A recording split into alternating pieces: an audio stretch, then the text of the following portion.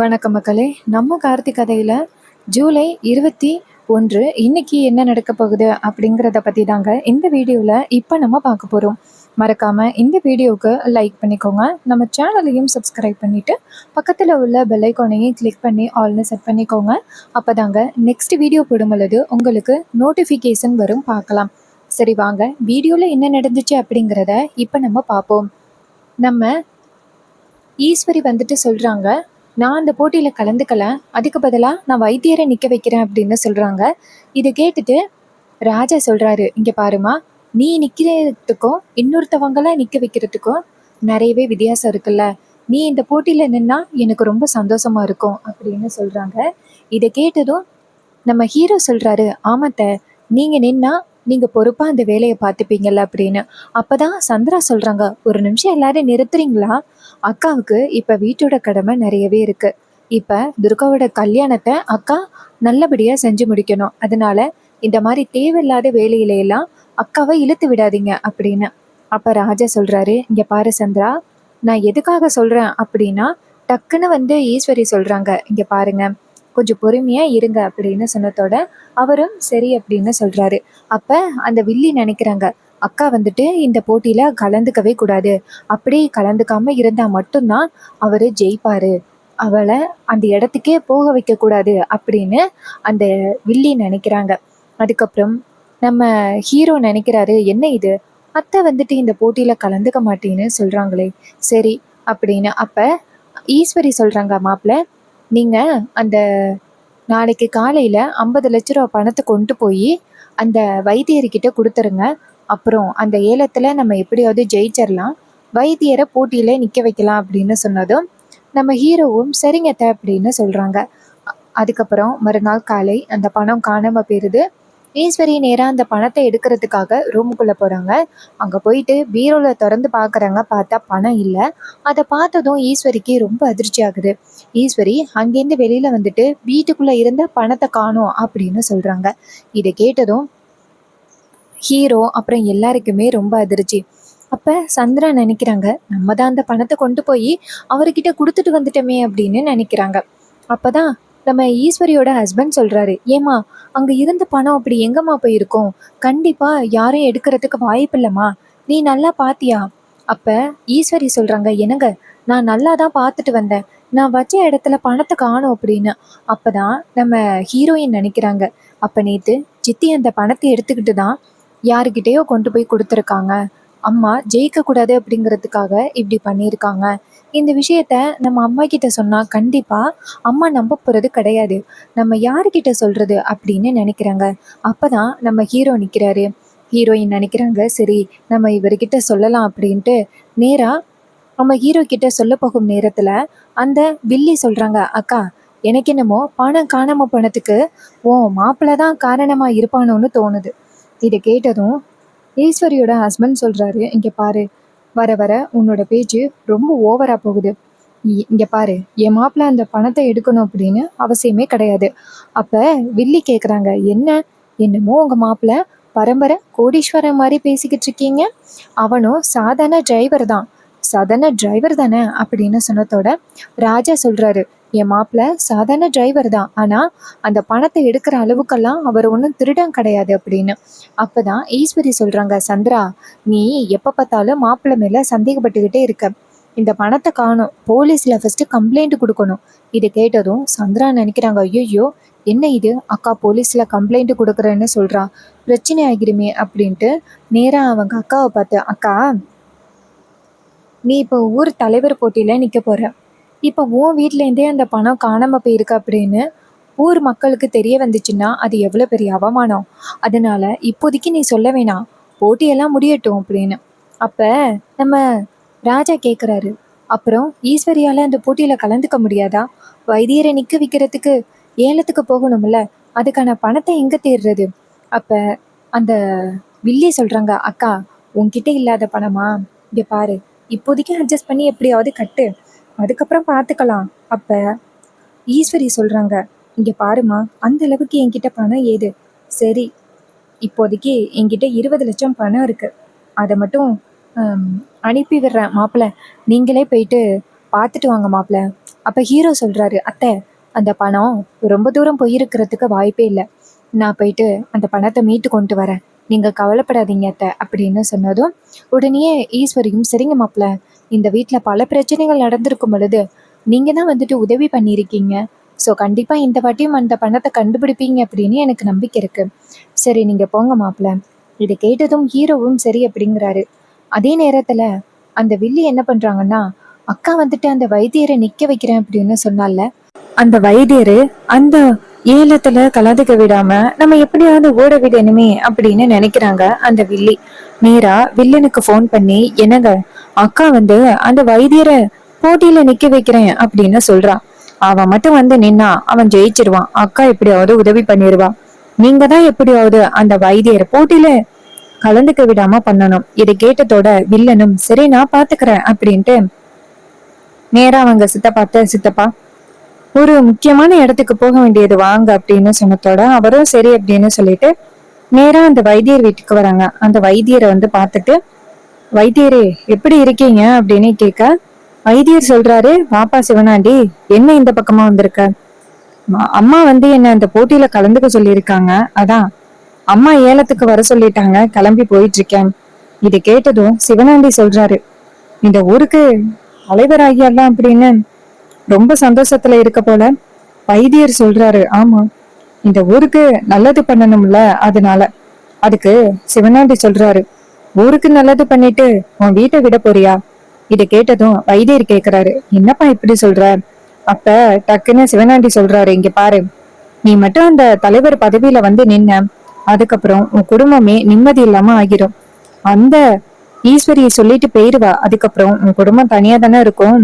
என்னை பத்தி உனக்கு தெரியும்ல, இந்த போட்டியில நீ மட்டும் கலந்துக்கிட்டேன்னா அவ்வளவுதான் அப்படின்னு சொல்லி மிரட்டுறாங்க. இதை கேட்டதும் அவரு ரொம்ப அதிர்ச்சி ஆகுறாரு. அப்ப சித்தப்பா சொல்றாரு, மவனே, நீ இவ்வளவு சொல்ல பிறகும் எப்படி இவன் அந்த போட்டியில வந்து நிப்பான்? இவன்லாம் நிக்க மாட்டான், நீ கவலைப்படாதடா மவனே அப்படின்னு சொன்னதும் வில்லன் சொல்றாரு, ஆமா சித்தப்பா, இதுக்கு மேல இவன் நின்னா என்ன நடக்கும் அப்படிங்கறத இவனுக்கு நேரடியாவே வந்து சொல்லிட்டோம் அப்படின்னு சொல்லிட்டு ரெண்டு பேருமே அந்த இடத்துல இருந்து போறாங்க. அவங்க போனதும் வைத்தியருக்கு பயம் தாங்க முடியல.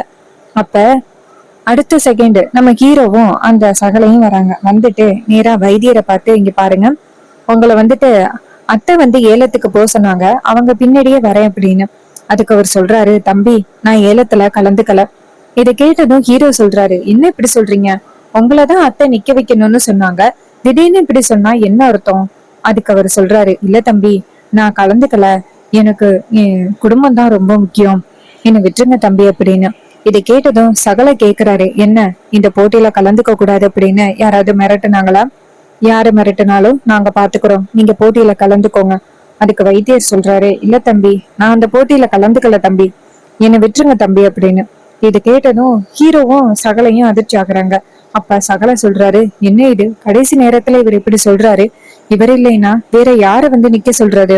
அதுக்கு ஹீரோ சொல்றாரு, நான் போயிட்டு இத பத்தி அத்தை கிட்ட பேசணும் அப்படின்ட்டு ரெண்டு பேருமே சேர்ந்து வீட்டுக்கு வராங்க. வீட்டுக்கு வந்ததும் ஈஸ்வரி கேக்குறாங்க, ரெண்டு பேரும் அந்த வைத்தியரை ஏலத்துக்கு அனுப்பிட்டீங்களா? நீங்க எப்படியாவது அந்த பணத்தை கண்டுபிடிச்சிருவீங்கல்ல மாப்பிள்ள? அப்ப சகல சொல்றாரு, அத்தை, அதுல ஒரு சின்ன பிரச்சனை. இதை கேட்டதும் அவங்க சொல்றாங்க, ஏன் என்னாச்சு? அவங்க கேட்டதும் அதுக்கு ஹீரோ சொல்றாரு, அத்தை, அந்த வைத்தியர் அந்த போட்டியில நிக்க முடியாதுன்னு சொல்லிட்டாரு அப்படின்னு. இது கேட்டதும் அவங்க அத்தைக்கு ரொம்ப பெரிய அதிர்ச்சி. என்ன மாப்பிள்ள சொல்றீங்க? அப்பதான் நம்ம ஹீரோ சொல்றாரு, ஆமாத்த, அவர் அந்த போட்டியில நிக்க முடியாதுன்னு சொல்லிட்டாரு, இப்ப என்ன பண்றது அத்தை அப்படின்னு. இது கேட்டதும் நம்ம அத்தை சொல்றாங்க, சரிங்க மாப்பிள்ள, என்கிட்ட இதுக்கு ஒரு யோசனை இருக்கு அப்படின்னு. அப்பதான் நம்ம வில்லி சொல்றாங்க, அக்கா, நம்ம கிட்ட பணமும் இல்லை, அதனால அந்த போட்டியில கலந்துக்க வேணாம்க்கா, அதோட விட்டுரு அப்படின்னு. அப்பதான் நம்ம வில்லி சொல்றாங்க, அக்கா அதோட விட்டுருக்கா அப்படின்னு. அப்ப ராஜா சொல்றாரு, இங்க பாரு, அப்படியெல்லாம் விட முடியாது, அந்த போட்டியில கண்டிப்பா கலந்துக்கிட்டே ஆகணும் அப்படின்னு. அதே நேரம் என்ன நடக்குதுன்னா, ஹீரோ சொல்றாரு, அத்தை, செங்கல் சூளையிலேருந்து இன்னும் ஒரு 50 லேக்ஸ் வர வேண்டியது இருக்குது. ஸோ அதை வச்சு நம்ம போட்டியில் கலந்துக்கலாம். நீங்கள் கவலைப்படாதீங்க, காணாமல் போன பணம் எங்கே போணுச்சு அப்படிங்கிறது எனக்கு தெரிய வந்துருச்சு. ஸோ நான் அதை சீக்கிரம் கண்டுபிடிச்சிடுறேன் அப்படின்னு சொன்னதும் உடனே நம்ம ஈஸ்வரியும் சரிங்க மாப்பிள்ள அப்படின்னு சொல்கிறாங்க. அப்போ தான் அதுக்கு முன்னாடியே நம்ம ஹீரோ கிட்ட அந்த வில்லி வந்துட்டு பணத்தை எடுத்துகிட்டு போனதை சொல்லிட்டாங்க. அதை வச்சு தான் நம்ம ஹீரோ வந்துட்டு பணம் அந்த சிவனாண்டி கிட்ட இருக்கிறத கண்டுபிடிச்சி சொல்கிறாரு. அதுக்கப்புறமா நம்ம ஹீரோயின் சொல்கிறாங்க, எப்படியாவது அந்த பணத்தை கண்டுபிடிச்சே ஆகணும். அதுக்கு ஹீரோ சொல்கிறாரு, ஆமாம் கண்டுபிடிச்சிடலாம் அப்படின்னு. அப்புறமா ஹீரோ சொல்கிறாரு, அத்தை அந்த போட்டியில் வைத்தியர் நிற்கலைன்னா வேற யாரத்தை நிற்க வைக்கிறது? அப்போ ராஜா சொல்கிறாரு, மாப்பிள்ள நீங்கள் இருக்கீங்களே, நீங்கள் அந்த போட்டியில் கலந்துக்கோங்க. இதை கேட்டதும் வில்லிக்கு ரொம்ப அதிர்ச்சி. என்ன சொல்கிறீங்க அப்படின்னு. அப்போ தான் அவங்க சொல்கிறாங்க, ஆமாம் இது மாதிரி ராஜா மாப்பிள்ளையே நிற்கட்டும். நம்ம வீட்டிலேயே உள்ள ஒருத்தர் அந்த போட்டியில் கலந்து தலைவர் பதவியில் நிற்கிறது எவ்வளோ பெரிய சந்தோஷம். அவரே நிற்கட்டும் அப்படின்னு சொல்கிறாங்க. இதே நேரத்தில் வில்லி சொல்கிறாங்க, அக்கா இவன் இந்த வீட்டில் தலைவர் ஆகுறதெல்லாம் ரொம்ப ஓவருக்கா. ஆம்பளைங்க இந்த வீட்டில் நமக்கு அடிமையாக தான் இருக்கணும். அப்போ தான் ராஜா சொல்கிறாரு, இங்கே பாரு, இப்போ வேற யாரோ ஒருத்தர் அந்த போட்டியில் நின்னா என்ன நடக்கும்? ஈஸ்வரி போயிட்டு அவங்களுக்கு முன்னாடி கை கட்டிக்கிட்டு நின்று அவங்கக்கிட்ட மக்களுக்கு இதை செய்யுங்க அதை செய்யுங்க அப்படின்னு சொல்லிட்டு போய் நிற்கணும். இதுவே நம்ம வீட்டில் உள்ளவங்க ஒருத்தவங்க அந்த போட்டியில் கலந்துக்கிட்டா எவ்வளோ பெரிய சந்தோஷம். உனக்கு புரியலை சந்திரா அப்படின்னு சொன்னதும் சந்திரா ரொம்ப அதிர்ச்சி ஆகுறாங்க. அப்போ சகல சொல்கிறாரு, இங்கே பாருங்க ஹீரோ, நீங்கள் தான் நிற்கணும் அப்படின்னு சொன்னதும் உடனே ஹீரோவும் சரி அப்படின்னு சொல்ல ஈஸ்வரி சொல்கிறாங்க, சரிங்க மாப்பிள்ள நீங்கள் 2 பேரும் போங்க அப்படின்னு சொல்ல ஹீரோ வந்துட்டு நேராக அந்த பஞ்சாயத்துக்கு போகிறாங்க, சகலையும் போகிறாங்க. இதை பார்த்துட்டு வில்லி ரொம்ப அதிர்ச்சி ஆகுறாங்க. அப்போ நம்ம ஹீரோ அந்த இடத்துல போய் நிற்கிறாரு. அங்கே வந்துட்டு அவங்க சொல்கிறாங்க, இது மாதிரி பஞ்சாயத்தில் அதிக பணம் யார் கட்டுறாங்களோ அவங்க தான் அந்த போட்டியில் நிற்கணும். கம்மியான பணம் கட்டுறவங்க இந்த போட்டியில் நிற்க முடியாது அப்படின்னு சொன்னதும் அப்போ எல்லாருமே சரி அப்படின்னு சொல்கிறாங்க. அதே நேரத்தில் அவர் சொல்கிறாரு, இது மாதிரி 20 லட்சம் பணம் கொடுத்துருக்காங்க அப்படின்னு. அதே நேரத்தில் அந்த இடத்துக்கு சிவனாண்டி வராரு. இந்த வாட்டி நானே இந்த போட்டியில் கலந்துக்கலான்னு இருக்கேன் அப்படின்னு. இதை கேட்டதும் அந்த தலைவர் சொல்கிறாரு, இங்கே பாருங்கள், கலந்துக்கிறதா இருந்தால் பணம் அதிகமாக கட்டணும். அப்போ அவர் சொல்கிறாரு, என்கிட்ட பணம் இருக்குது, நான் 50 லட்ச ரூபா பணத்தை கட்டி நான் இந்த போட்டியில் கலந்துக்கிறேன் அப்படின்னு. இதை கேட்டதும் சகலைக்கு ரொம்ப அதிர்ச்சி. சகலை நேராக ஹீரோவை பார்த்து, இவன் கையில் எப்படி 50 லட்சம் பணம் வரும்? கண்டிப்பாக இவன் நம்ம வீட்டில் உள்ள பணத்தை தான் எடுத்துக்கிட்டு இவளை திமிரா பேசுகிறான் அப்படின்னு. அதுக்கு நம்ம ஹீரோ சொல்கிறாரு, அதான் அந்த ரேவதி சொன்னாங்கல்ல, இது மாதிரி நம்ம சின்ன மாமியார் ரூமுக்குள்ளேருந்து பணத்தை எடுத்துக்கிட்டு வந்தாங்க அப்படின்னு. ஸோ கண்டிப்பாக இவங்களுக்கு உதவி பண்ணியிருக்கிறதுக்கு நிறையவே வாய்ப்புகள் இருக்குது. இவங்களை எப்படியாவது வந்துட்டு நம்ம மாட்ட வைக்கணுமே அப்படின்னு நினைக்க அதுக்கு சகலை சொல்கிறாரு, ஆமாம் எவ்வளோ தைரியம் இருந்தால் நம்ம வீட்டுக்குள்ளேயே பணத்தை எடுத்துக்கிட்டு இவ்வளோ திமிரா பேசுவான். இவனுக்கு முன்னாடி நம்ம ஜெயிச்சு காட்டணும் அப்படின்னு சொல்ல இதை கேட்டதும் ஹீரோவும் ஆமாம் அப்படின்னு சொல்கிறாங்க. அதுக்கப்புறமா அந்த வில்லன் சொல்கிறாரு, என்னை பார்த்ததோட நீங்கள் எல்லாருமே ரொம்ப பயத்தில் நிற்கிறீங்க. அப்போ நம்ம சகலை சொல்கிறாரு, பயத்தில் நிற்கிறோமா? நீ தேவையில்லாமல் இந்த போட்டியில் கலந்துக்கிட்டு தோக்க போகிற, அதை தான் நாங்கள் பார்த்துக்கிட்டு நிற்கிறோம் அப்படின்னு. இது கேட்டதும் அந்த வில்லன் சொல்கிறாரு, நான் கண்டிப்பாக இந்த போட்டியில் ஜெயிக்க தான் போகிறேன், நீ பார்க்க தான் போகிற அப்படின்னு. அதுக்கப்புறமா தலைவர்கள் சொல்கிறாங்க, சரி ஏலத்தை ஆரம்பிக்கலாம் அப்படின்னு சொல்லிட்டு ஏலத்தை ஆரம்பிக்கிறாங்க. அப்போ அந்த வில்லன் வந்துட்டு 50 லட்ச ரூபா பணம் அதிகமான தொகை கேட்டதோட வில்லன் வந்துட்டு அமைதி ஆயிடுறாரு. அப்போ ஹீரோ வந்துட்டு 60 லட்சம் பணம் அப்படின்னு சொல்லிட்டு அந்த பதவியில் நிற்கிறாரு. இதை பார்த்ததும் அந்த வில்லன் ரொம்ப அதிர்ச்சியாகி அவமானப்பட்டு நிற்கிறாரு. அப்போ தான் நம்ம சகலை சொல்கிறாரு, நாங்கள் யாருன்னு நினச்சேன், இது எங்களோட சொந்த பணம். ஸோ நாங்கள் கண்டிப்பாக ஜெயிப்போம். உங்ககிட்ட இருந்ததே 50 லட்ச ரூபா பணம் தான், அதனால உன்னால் கண்டிப்பாக இந்த போட்டியில் நிற்க முடியாது அப்படின்னு சொல்ல ஹீரோ வந்துட்டு அந்த போட்டியில் நிற்கிறாரு. அதுக்கப்புறம் ரொம்ப சந்தோஷமாக ஹீரோவும் சகலையும் வீட்டுக்கு வராங்க. வீட்டுக்கு வந்துட்டு விஷயத்த சொல்கிறாங்க, இது மாதிரி அந்த போட்டியில் வந்துட்டு நம்ம மாப்பிள்ளையை நிற்க வச்சாச்சு, அவரை வந்துட்டு இந்த போட்டியில் கலந்துக்க போகிறாரு அப்படின்னு. இது கேட்டதும் ராஜா சொல்கிறாரு, நம்ம வீட்டிலேருந்து ஒருத்தவங்க நின்னது எவ்வளோ பெரிய நல்லது தெரியுமா? ஈஸ்வரி, உனக்கு இப்போ புரியாது, கண்டிப்பாக இன்னும் கொஞ்ச நாள் கழிச்சு தான் புரியும் அப்படின்னு. இதை கேட்டதும் ஈஸ்வரியும் சரிங்க அப்படின்னு சொல்கிறாங்க.